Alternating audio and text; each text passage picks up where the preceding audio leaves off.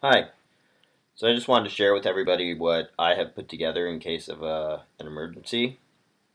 This is what's recommended by the Department of Homeland Security, FEMA, and I live in San Diego, so the California Department of Public Health, among many other federal and state organizations, they recommend that the people be prepared. So I'm a former Marine grunt. Um, I was a Boy Scout as a kid.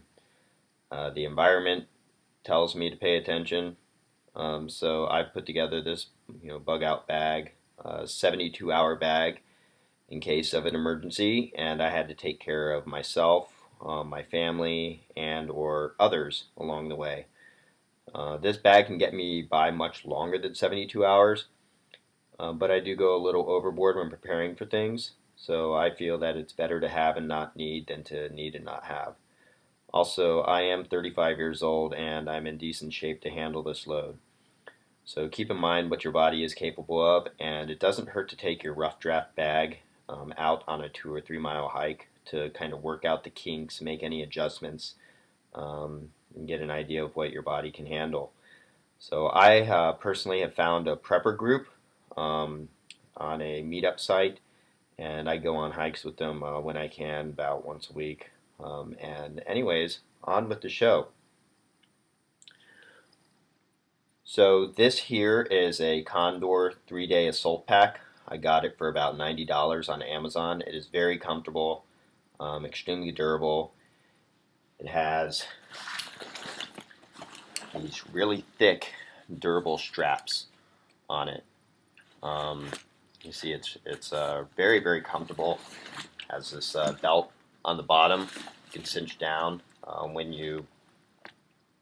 it's cinched down and secured properly. Your frame will support this pack just fine, and I can't emphasize enough how comfortable this bag is. So comfort's going to be a very big thing when you have something that's going to be strapped to your backpack for 3 days. A lot of the things that you see on the outside here, it has these loops, webbing, has a lot of webbing on the outside of it. Let's see, so you can secure and strap down a lot of things to this pack, really cinch it down nice and tight. And many of the things you see on the outside here, I probably won't have exposed or showing, but also I'll most likely have a big black contractor's bag, trash bag over this to kind of waterproof it and hide it, and hide myself if I need to. So it weighs about 55 to 60 pounds, with what I have packed in it. I also assembled a smaller pack for my wife, which has just food, water, change of clothes, socks, underwear, some comfort items, and some feminine toiletries. Um, and I will go over this bag in another video, along with my daughter's bag. This is something you want to take into account. My daughter's bag just has toiletries, socks, some pull-ups, and water. So I will go over these two bags and what I have in them in a separate video. But again, let's go over my main bag. Alright, so let's go over what's on the outside of the bag. First and foremost, this is my medical kit. It's AMP3 medical kit. Can pretty much treat everything from gunshots, lacerations, your minor cuts, broken bones, dental needs. So this is a pretty extensive medical kit. It's definitely something that not everybody needs. But again, this is just to give you an idea. I want to help others as well, so this is why I have this bag and this kit here. So let me open this up for you and I'll show you what's inside it. Alright, so here's the medical kit that I have strapped to the top. This kit is really nice. One, it rolls up. As you can see, rolls up. Everything straps down real nicely. You can roll it out really quickly if you need to. Pockets open up really wide, so you can cram a lot of things in here and again cinch it down. An emergency dental kit. Emergency module kit, aspirin, glucose tabs, Benadryl, things for heartburn.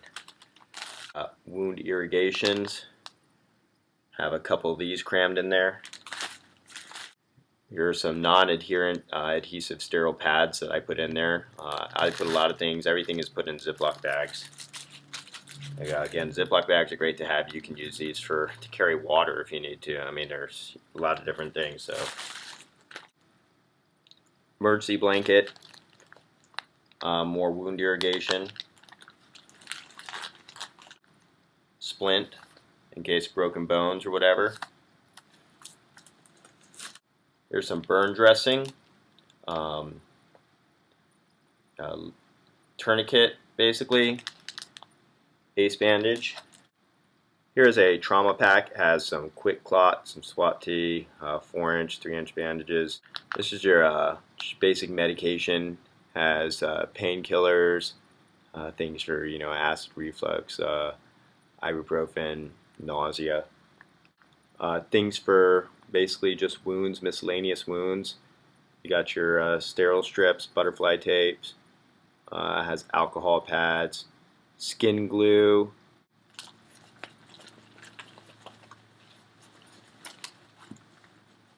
So as you can see, that is the medical kit that I have rolled up and strapped nice and snug to the outside of my pack. Alright, so going over again what's on the outside of my pack. Gorilla tape, duct tape. These are figure 9 carabiners that I have here. They're easy to take some 550 cord and put up tent, or just pretty much strap anything down very easily. And these are some handcuff keys. You never know when you're going to need handcuff keys. So I do double of everything in case I need to give one to someone or barter, or my wife needs it or something.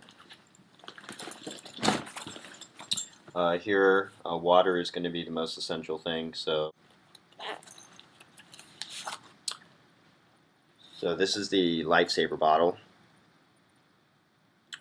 These things will filter about 6,000 liters before they close up on you and shut off. You can fill up water bottles if you need to. I personally will try to avoid directly drinking from that. I'll use it to fill up my water containers. Basically, you can put the water in here by opening this up. It has a sponge on the top that you can use for soaking up water out of puddles if you need to. Also, you can set this sponge. It's designed to stay down inside of here, and you can put water in here, and it'll stop the debris and extend the life of your cartridge, your filter on the inside. So again, this filter will do about 6,000 liters of water, and I do have a separate extra 4,000 liter cartridge on the inside of my pack. So I'm looking for long-term, long-term survival in a sense. And this lifesaver bottle will be huge. So they definitely aren't cheap compared to the Life straws. Those are about $20 to $25 a piece. But this definitely does a significant amount more water, and it gets out viruses and bacteria.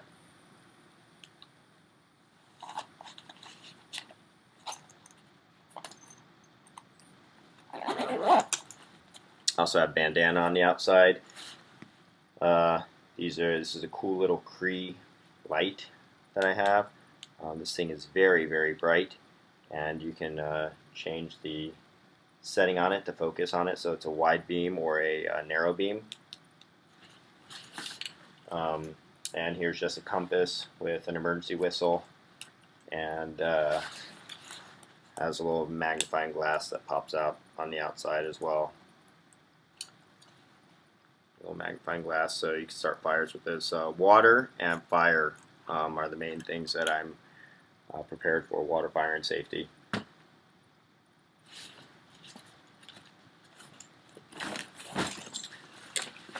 On here, I just got my basic canteen. So basically down here, we have my Leatherman multi-tool. That's pretty much everything you would need. Knife, saw, file. So good little tool to have.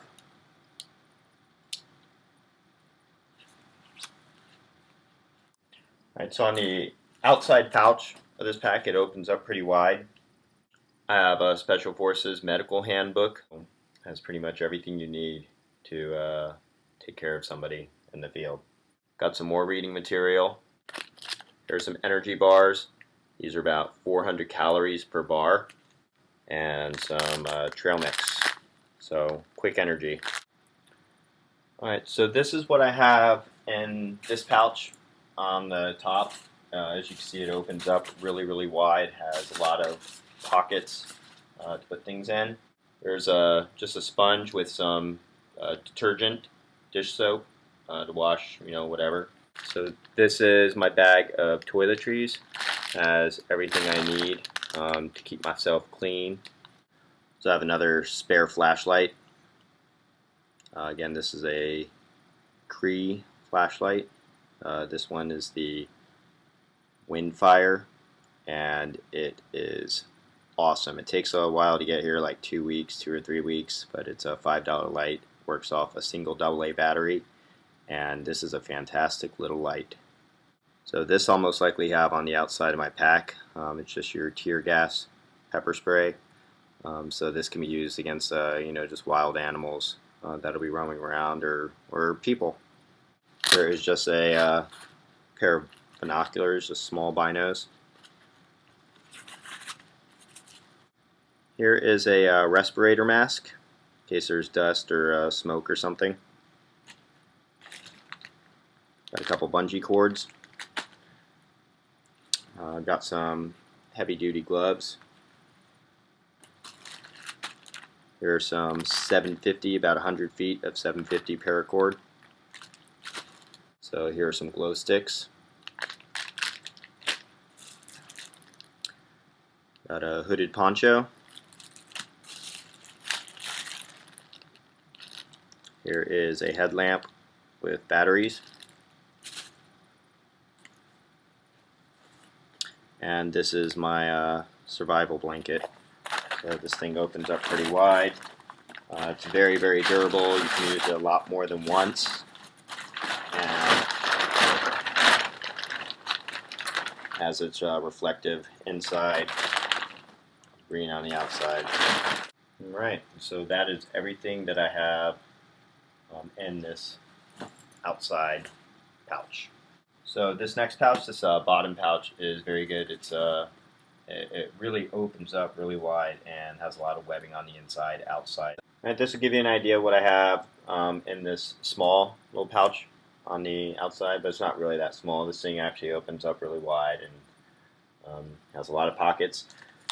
These are 4-inch and 6-inch Israeli emergency bandages. I would recommend getting these, having these on hand, because they're very easy to use, extremely beneficial in the field for stopping any type of wound or covering any type of wound. And go on YouTube and watch a video on how to apply these. They're very easy to apply once you watch it the first time. The concept makes sense. So very beneficial to have these.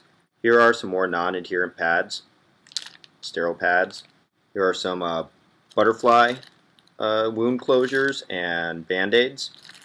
These are steri-strips. These things are pretty much just as good as stitches, sutures. So these are great for closing up wounds if you don't want to use skin glue.